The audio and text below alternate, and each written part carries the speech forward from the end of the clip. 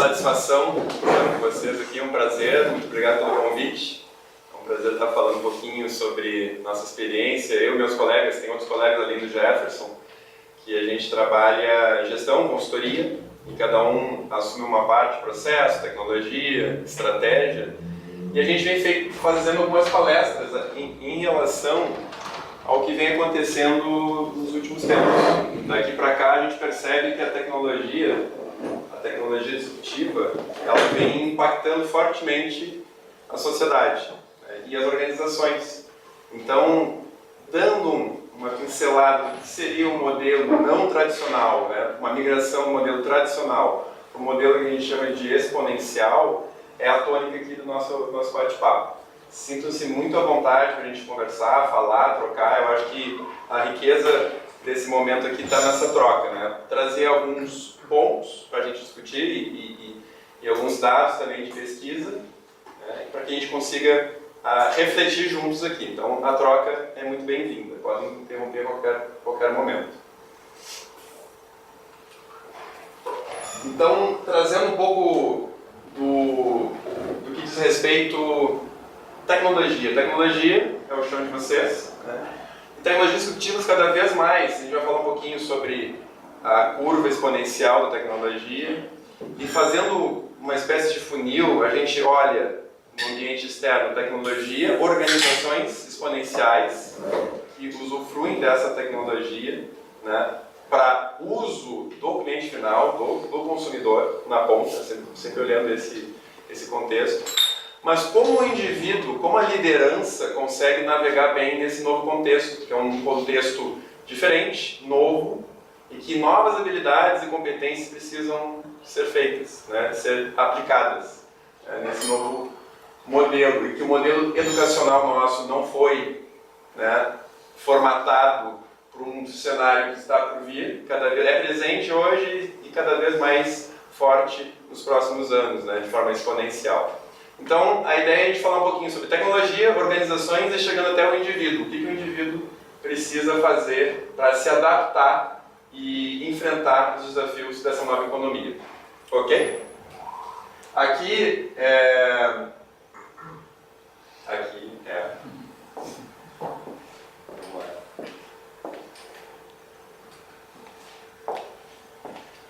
Aqui representa bem o que vocês percebem em termos de avanço tecnológico, né?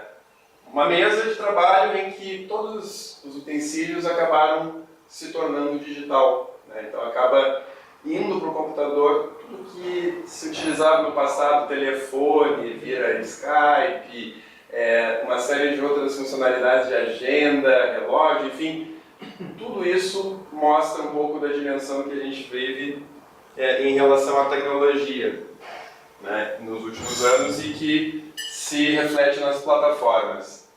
E a gente está falando de tecnologia, essa parte inicial aqui, por favor, vocês podem fomentar, que é a área de conhecimento de vocês, então não tenho pretensão aqui de palestrar sobre tema tecnologia, mas falar um pouquinho do contexto das organizações, né, em que a gente tem o Google, Apple, Facebook, Amazon, Microsoft, que são empresas sitiadas nos Estados Unidos, Vale do Silício especialmente, e eu vou falar mais para o final da palestra um pouquinho da minha experiência que eu estive lá, agora em abril desse ano, falar um pouquinho da minha percepção.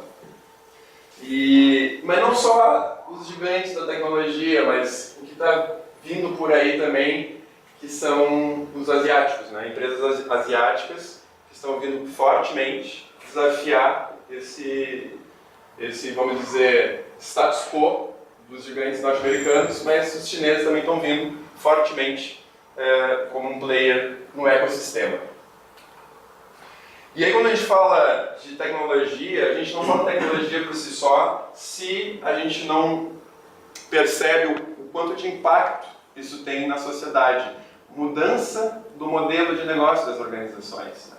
Quando a gente fala, por exemplo, no Tesla, o carro elétrico, o carro autônomo, e além de outros negócios que o Elon Musk tem em relação inclusive a viagem ao espaço, que semana passada eu estive lá na BRH, o pessoal comentou bastante sobre isso, né, em relação ao Festival de Austin. Isso tudo a gente percebe que tem impacto no cliente, na sociedade, muda os hábitos, né? O quanto um carro autônomo, por exemplo, vai mudar o dia a dia das pessoas, impactará outras indústrias, como por exemplo a indústria de seguro e assim por diante. Então, esse novo cenário, a gente vai ver mais para frente, as empresas, algumas não se deram conta ainda, um percentual até significativo, né? A gente percebe, sendo da área e vocês da tecnologia, a gente parece que é meio óbvio, mas não é, especialmente aqui no Brasil, as pessoas estão começando a se dar conta. Então, isso é um exemplo de tecnologia que tem um impacto direto no dia a dia das pessoas. E aí a gente vê, cada vez mais, novas regras de negócio, né?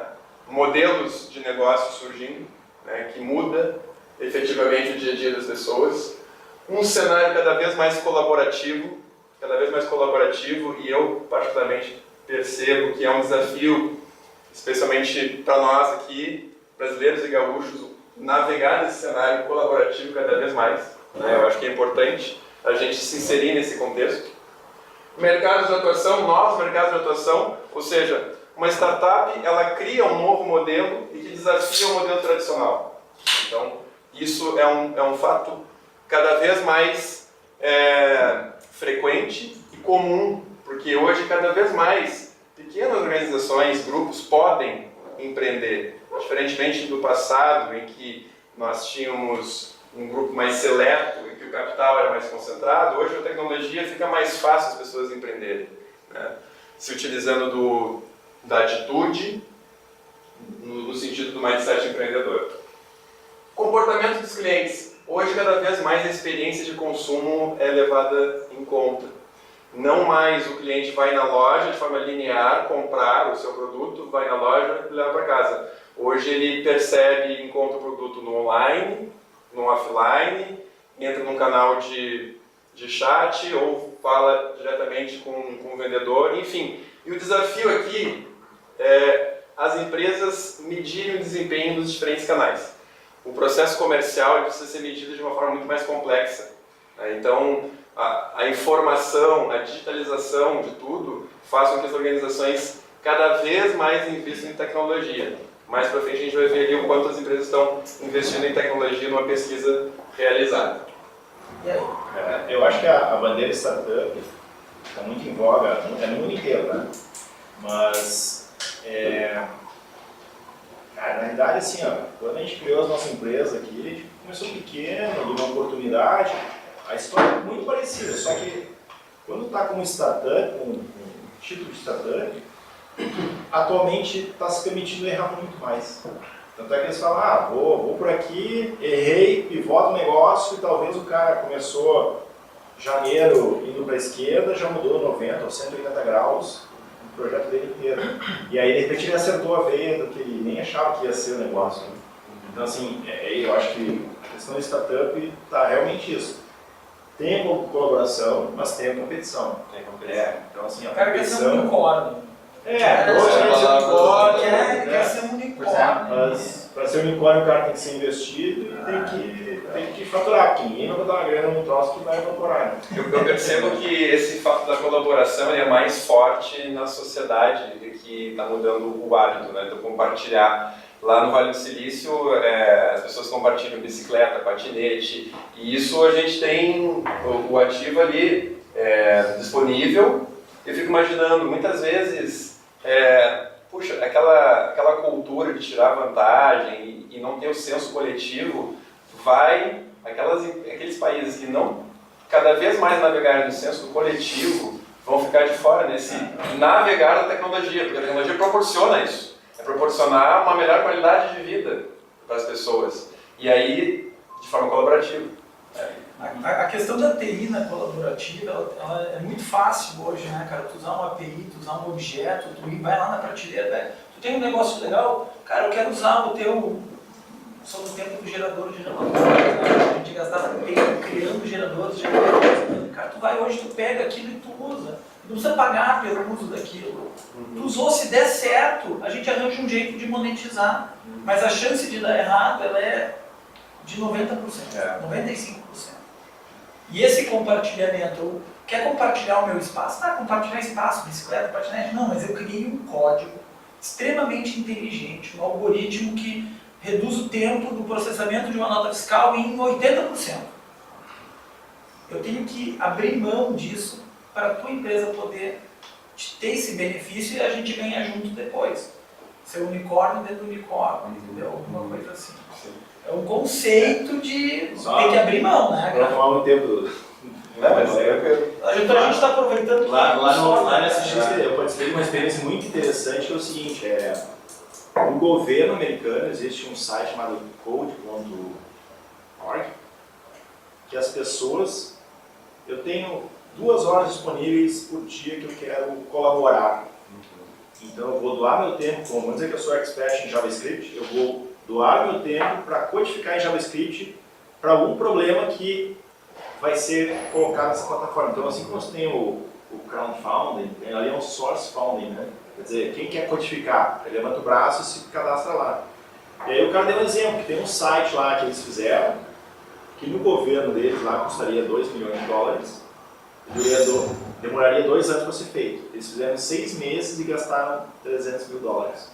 Por quê? Só foi o custo da gestão da colaboração, porque as pessoas foram se doando seu tempo, cada um, um cara é JavaScript, outro é Java, outro é PHP, outro sabe CSS, aí foi juntando na colaboração, claro, tem que ter alguém fazendo o gerenciamento.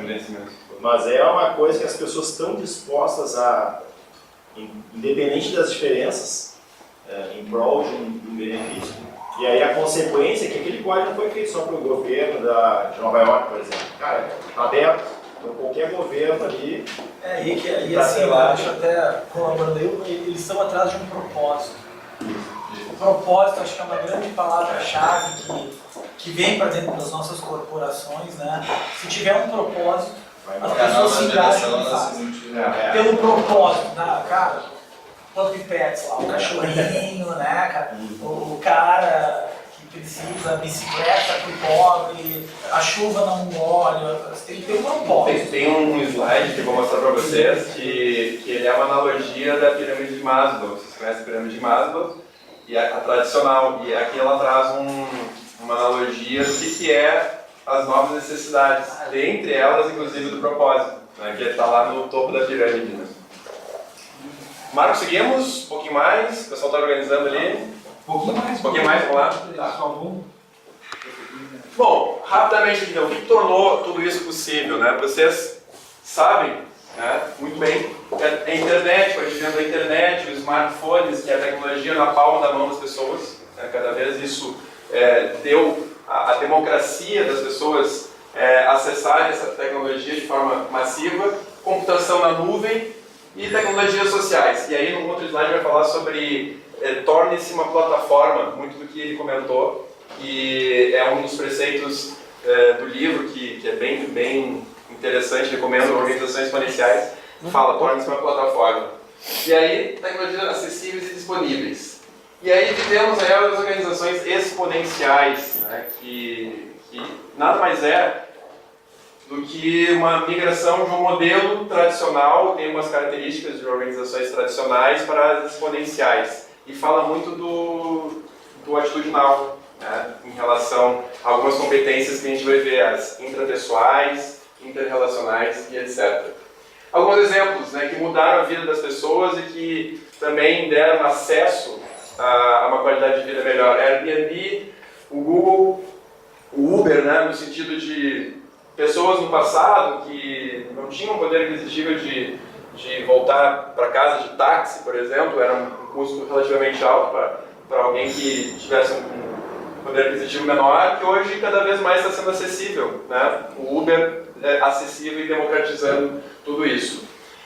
E a Tesla, com o exemplo anterior que eu comentei. Aqui vocês devem conhecer muito bem esse gráfico do 6D, exponencial da tecnologia, né? Em que ela inicia, e a Kodak, que bom se ela percebesse que nesse período aqui de decepção, se ela percebesse que o mundo digital era uma tendência sem volta, em que ela abriu mão e manteve o modelo de negócio de fotos, de impressão de fotos, e que é natural. A tecnologia acaba tendo um momento de decepção, porque é o momento inicial da curva, e que depois vai para o modelo disruptivo, ele acaba tirando os ativos envolvidos aqui, não tem mais o material envolvido, ou seja, o Uber, não tem frota de táxi, é o Uber, os carros compartilhados, cada um com o seu carro compartilhando para a comunidade. Airbnb desafia a indústria hoteleira sem nenhum hotel. Então começa a mudar esse modelo de negócio tradicional para exponencial. E cada vez mais, tu começa a tornar ela mais barata e democratizada. Então é a curva dos 6Ds, que é conhecida aqui, e que nós temos aqui um ponto de inflexão, né? Que alguns chamam de ponto iPhone, que acaba sendo do momento que tu sai do momento de decepção para um momento maior de usabilidade. Então, diferenças. Aqui é uma imagem que mostra a empresa tradicional, muitas vezes ela é reativa, ela resiste ao ambiente, ela tem as suas convicções, ela não é muito flexível, o ambiente está pedindo mudança e ela está ali resistindo. E a organização exponencial, ela percebe os movimentos, vê o que tem de mudança para melhor e navega essa onda. Então, tem essas diferenças dos modelos do mindset, da experimentação, que a gente vai falar um pouquinho mais daqui para frente. TI, a gente está falando um pouco das companhias do Brasil, que tem uma média de 0 a 100.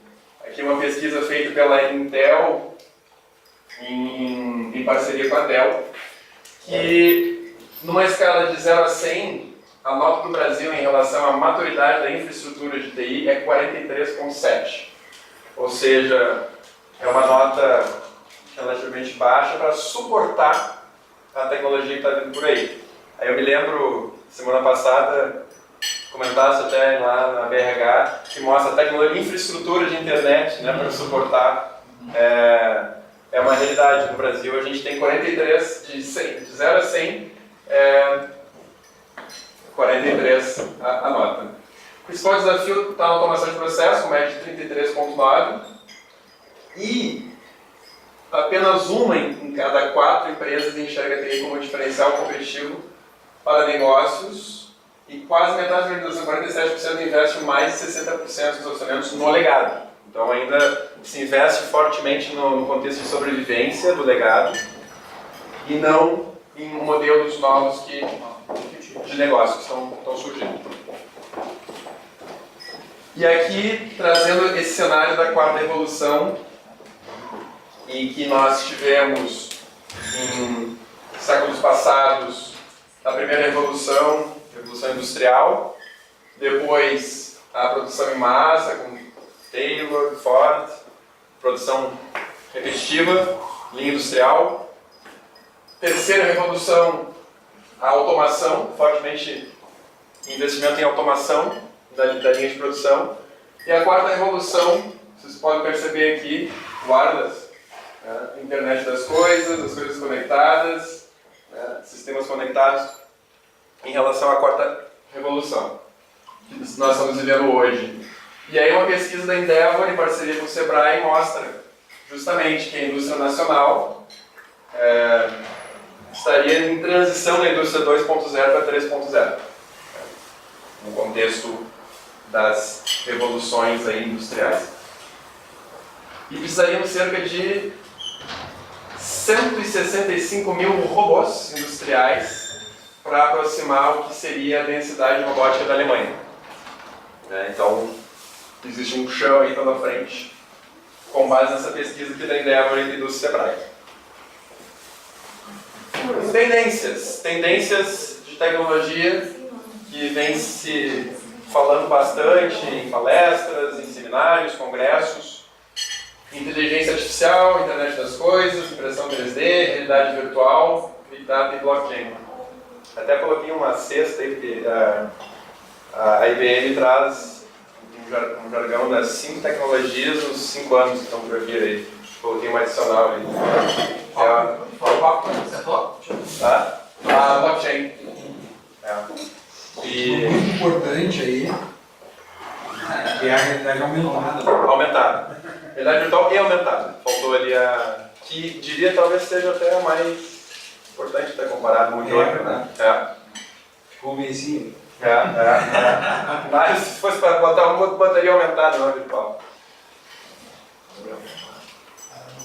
Previsões. Não, com base em algumas pesquisas, né, como foi dito, 40% das empresas atuais não conseguirão sobreviver no modelo de negócio tradicional, ou seja, precisa repensar esse modelo tradicional, seja uma instituição financeira, um banco, que tipo de modelo eu preciso me adaptar a sobreviver, para sobreviver no mercado. 47% das profissões correm o risco de desaparecer, com base em uma pesquisa feita em Oxford. E depois tem, não sei se vocês conhecem um linkzinho que mostra um percentual, vou rodar aqui se vocês nunca viram, um percentual, a probabilidade de uma função, uma posição desaparecer nos próximos anos. Então ali a gente pode colocar desde atendente de telemarketing, professor de educação física, piloto, enfim, a gente coloca, ele traz com base em estudos de probabilidade estatística, com base nas tendências, se essa função ela tem uma perenidade ou não.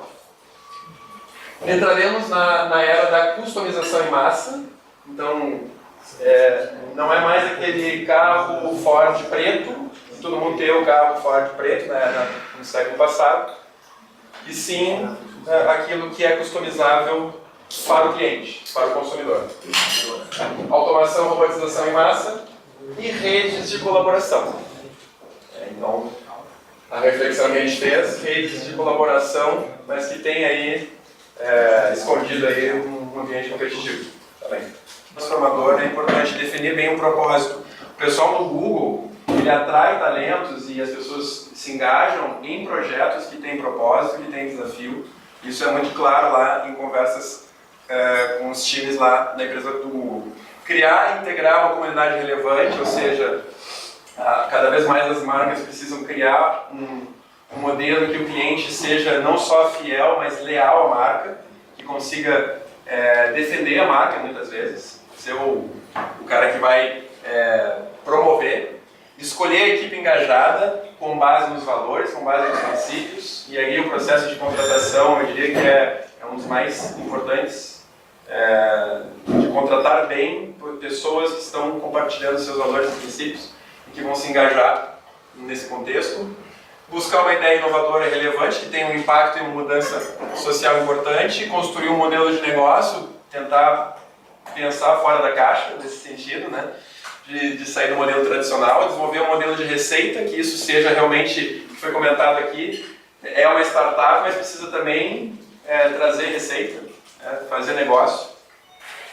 Construir um produto mínimo viável, cada vez mais o MVP, metodologias ágeis, no sentido de experimenta, aprende e faz.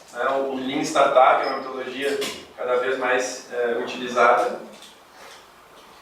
Validar os canais de vendas e marketing, ou seja, como a experiência do consumidor está pulverizada e em diversos canais, online e offline, tu também atentar aos diferentes indicadores de performance dos seus canais de marketing e venda. Organizar para que as funções críticas funcionem, o core business seja, e torna isso uma plataforma. Aqui, o pano de fundo desses 10 itens é o livro Organizações Exponenciais, que fala do contexto.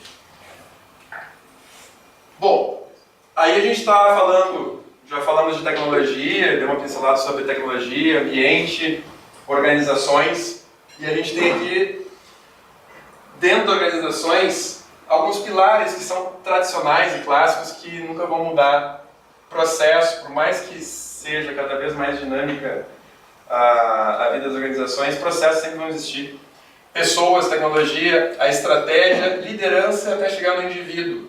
Isso aqui tudo é fator que precisa se trabalhar no processo de transformação.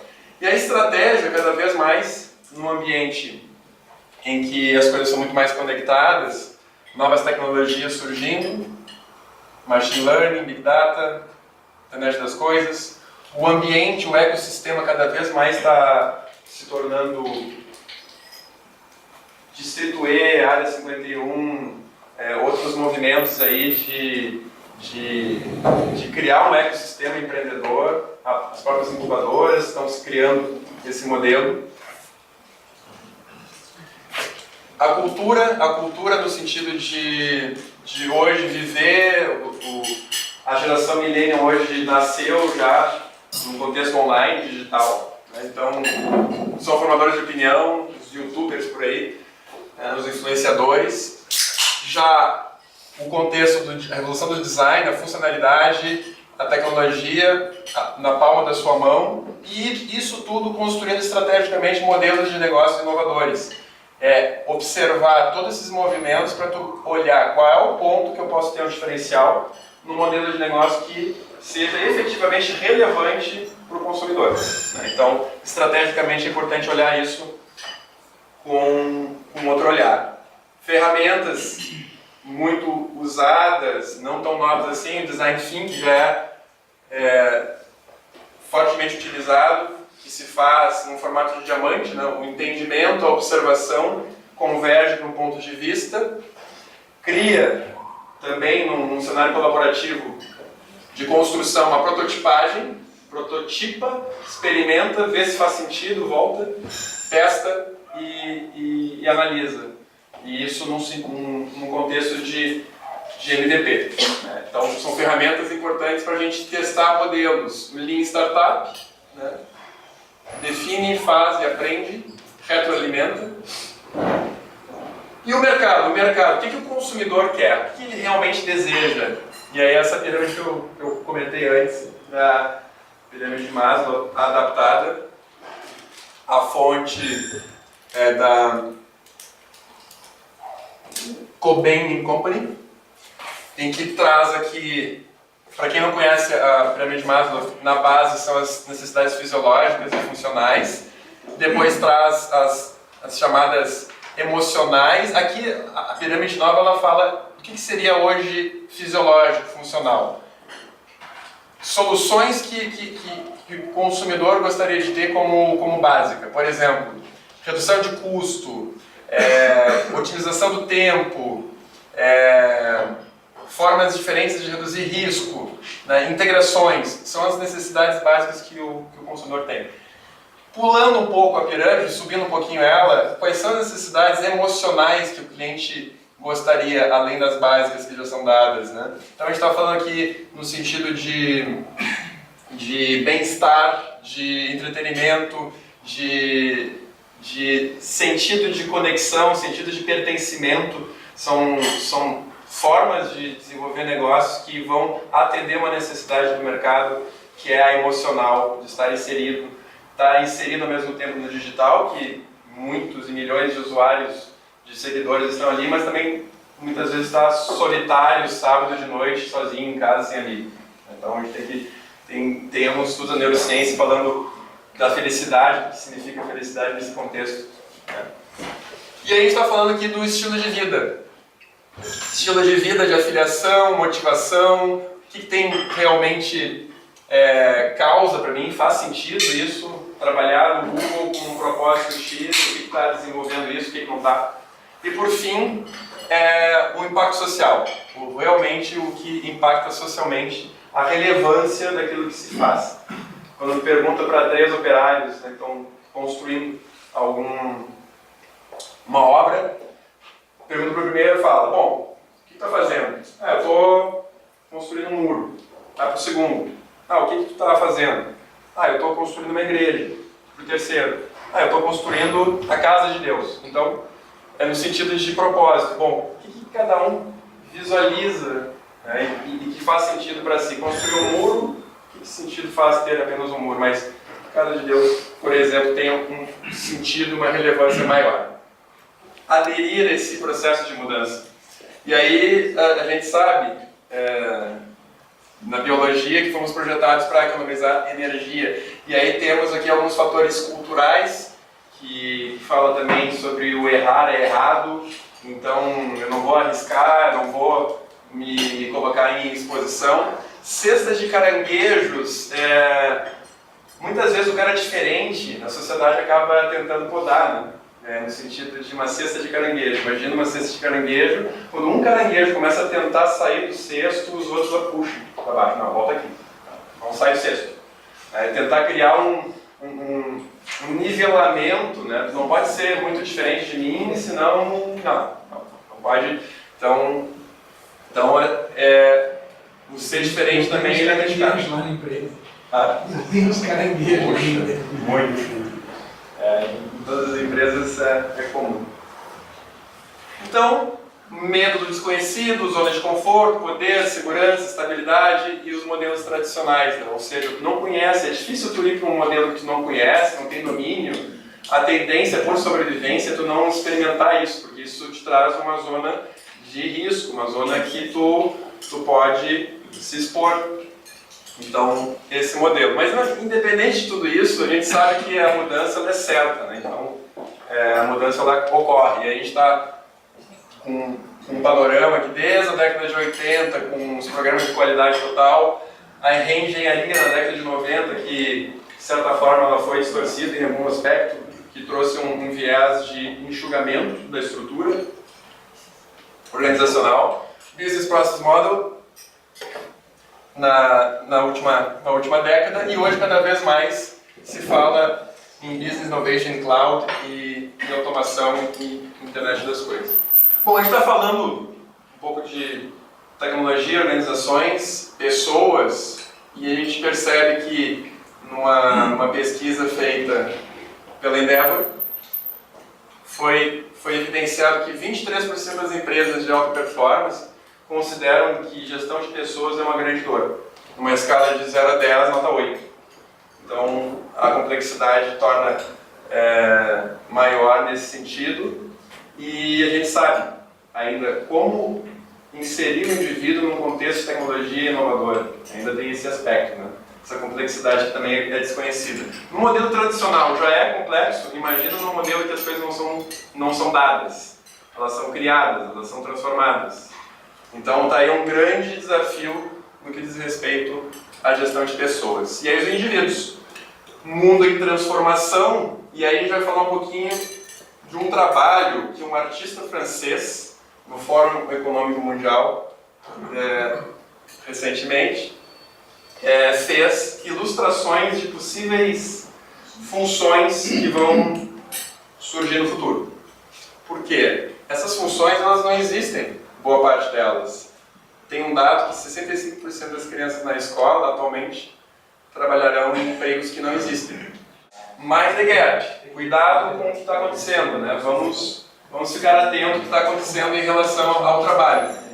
E aí se falou da América Latina ser uma das regiões mais carentes em relação a habilidades necessárias para navegar nesse novo mundo. The Guardian, jornal inglês, fala um pouco do que foi comentado antes, os robôs, na era dos robôs, as escolas estão ensinando nossas crianças a serem estudantes dessa tecnologia, ou deveriam estar formando, né, profissionais e criadores, né? Competências demandadas, então, como foi visto antes, 65% dos alunos do ensino básico vão trabalhar em profissões que ainda não existem, e como nos preparar, como não ficar obsoleto. Aí, chegando no indivíduo, eu queria rapidamente pincelar algumas características que tem um autor já bem consagrado, que fala das 16 leis do triunfo, que qualquer empreendedor ou indivíduo de sucesso ele tem. Foi uma pesquisa feita com muitos empreendedores. E ele disse que uma delas é a mente mestra. O que é mente mestra? É tu ter bem claro o que tu quer, um foco, e compartilhar isso com os demais. Não ter medo de falar a sua ideia, vou roubar a tua ideia. Não. Essa mente mestra, tu se comunica com os demais e aqueles que compartilham com a tua ideia vão se juntando a ti e tu criando força. Então, dentro desse contexto de um objetivo definido, tu compartilhar isso com os demais e tu vai crescendo cada vez mais. Imaginação, pensar um pouco fora da caixa, criatividade, usar isso de uma forma para os negócios. Fracasso, como uma premissa do fracasso pode ser importante para o sucesso. Né? Então, justamente isso, é o aprendizado. Tem algumas pesquisas da neurociência que falam que uma pessoa que fracassa numa próxima tentativa, o cérebro modificou já e já está mais hábil a conseguir ter um sucesso na próxima tentativa. Autocontrole são habilidades intrapessoais, emocionais, né, inteligência emocional necessária para que tu seja líder de si mesmo. Antes de ser líder dos demais, precisa ser líder de si mesmo. E cooperação, como foi dito aqui, cooperação no ambiente colaborativo. Então, quais são as competências intrapessoais? Resiliência, curiosidade e autoconhecimento. Autoconhecimento aqui, chave, para que a gente consiga ser líder de si mesmo. Cognitiva, pensamento analítico, crítico, resolução de problemas e criatividade. Interpessoais, então, isso sim já é perene, né? De hoje para ontem sempre continua. Liderança, comunicação, trabalho em equipe, empatia. Esse é um estudo original Miners, 2017. O Dene trouxe um dado, previsões para o aprendizado. 5 itens. Os 3 primeiros falam do contexto tecnológico, os outros 2 aqui falam mais do sentido do soft skill do ser humano. O 1 fala do machine learning, criará experiências de aprendizado. 2, gamificação, que será um divisor de águas, quando feito corretamente. Realidade virtual e realidade aumentada vão ganhar espaço à medida que os custos caem. Ainda tem uns custos elevados, né, Marcos? A tecnologia está baixando bastante, né? Mas aí nesse ponto eu acho que a gente até já conversou sobre isso, acho que vai aumentar a aderência dessa tecnologia quando diminuir o tamanho dos dispositivos. Tipo, transformar um óculos, virar uma lente de tomate, por exemplo. Né? Bota a lente e fecha. Ou botar aquele um negócio. óculos bem menor. Né? Hoje tu tem óculos já nos Estados Unidos que custam $200. É um avanço bem grande. Né? Só que o problema é que ainda não apareceu nenhum killer app, né? Que é um app que a gente não consegue viver sem ele. Né? Para a realidade virtual, para a realidade aumentada. No momento que isso surgir, né? e a gente fala muito da telepresença, que vai ser o diferencial, né? E aí o 4 e 5 falam do aprendizado cada vez mais aplicado e colaborativo e o aprendizado orientado ao comportamento. Então, é nesse sentido. E aí a gente está falando sobre o lifelong learning, que a gente viveu nossa vida escolar, fundamental, graduação, 16 anos, e daqui para frente, nossa vida de aprendizado, como será?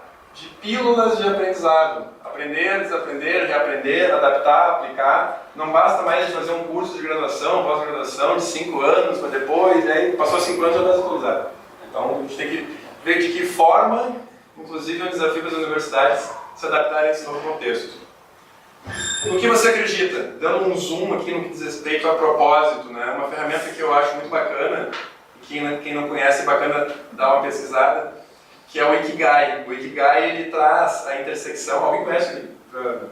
No último FIC falaram sobre fez isso. uma palestra do Do japonês da Matsu, Matsu, da galeria dele. Ele fez uma palestra no FIC sobre Ikigai. Bacana. E aí tu coloca na intersecção aquilo que tu realmente ama, aquilo que você é bom, e vai juntando. Então tu começa a entender claramente por meio do autoconhecimento o que é a tua paixão, o que é a tua profissão, o que é a tua vocação, o que é a tua missão. E aí o centro disso é o seu Ikigai. Né? Então a intersecção de todos eles é o Ikigai. Isso que ela seria a 10ª economia do mundo. Então, traz algo significativo aí. Conhecimento no meio das startups e a disrupção. Então, quais são os insights que se falou muito em relação aqui o tema educação? Justamente o processo de aprender, desaprender e reaprender. Fracasso, Thomas Edison já dizia, eu não falhei, apenas encontrei 10 mil caminhos que não funcionam. Então, se tu perceber que fracasso é apenas uma amostra daquilo que tu teve como resultado, e não sim o fracasso por si só, é uma outra perspectiva. Propósito, o que eu quero, como eu chego lá? Diversidade, foi muito comentado que é uma região que trabalha a diversidade e isso inova, isso traz, orgulha o ambiente inovador. E algumas tecnologias que eu selecionei, que são as mais em voga, mais se fala, nas palestras que eu participei, se falou muito de inteligência artificial, tanto para prevenir conflitos e gestão de pessoas, perceber uma probabilidade maior daquele funcionário deixar a organização por meio de alguns insights que o software identifica por meio... Aí é um pouco polêmico, tem uma certa rastreabilidade daquilo que a pessoa faz, né? Mas então, se a pessoa escreve alguma coisa no e-mail meio torto para um cliente, ou palavras-chave, vai identificando que essa pessoa está desmotivada, está um pouco fora dos valores da empresa. E aí, identificar forças e fraquezas e auxiliar em projetos de elaboração de plano de ação. Ou seja, numa reunião de projetos, não ficar elaborando ata ou montando plano de ação. Com base naquilo que é dito na reunião, de certa forma sai um plano de ação, em formato bruto, é verdade, mas com o benefício de tornar a reunião muito mais produtiva e rica na discussão, né? Não precisar ficar perdendo tempo, entre aspas, anotando coisas. Realidade virtual aumentada, possibilidade de tornar a aprendizagem, eu particularmente acredito muito para o processo de aprendizagem, no sentido de tudo que falou assim, o app Killer, me parece que o processo de aprendizagem nesse novo contexto vai ser importante. E aí sim, experimentar no ambiente virtual sem ter medo da falha, ou seja, potencializar a experimentação e possivelmente o erro. Robótica, funcionalidades diversas da robótica. E aí, um ponto que a gente comentou antes, que é o ambiente colaborativo, senso coletivo, bicicletas disponíveis para a sociedade, mas também um ambiente competitivo entre as organizações, né? Disruptivo, né, no sentido de novas tecnologias com impacto social, novos métodos de aprendizagem. A Draper University é uma universidade que fomenta o espírito empreendedor. Eles têm um programa chamado Hero, que forma profissionais para o espírito empreendedor.